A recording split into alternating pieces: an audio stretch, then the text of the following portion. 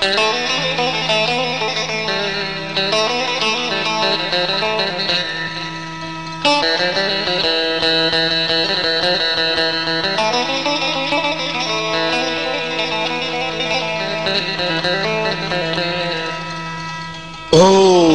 olan of. Bir elinde kalem, dudağında salem. Vah, sosyetik olmuş benim çingenem. Of, olan of. Uğrunda Leyla'sı varmış. Tango Leyla'sı, güzel Leyla'sı. Onun Leyla'sı varsa Ağub'un meyhanası da benim işim. Yaşken eğmediler beni, düz konuşmasını öğretmediler bana.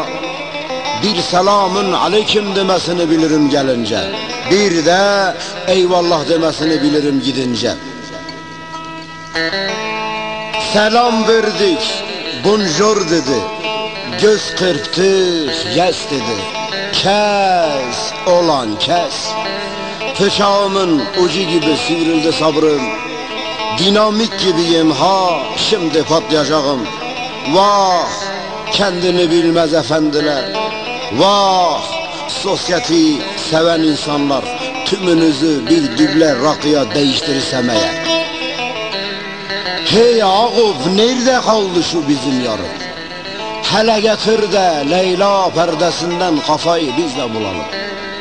Mezesi leblebi çekirdek olsun. Said Hafız'ından bir plak çalınsın, gönlümüz hoş olsun. Of, olan of, dibi delik dünya, aha sen yok musun?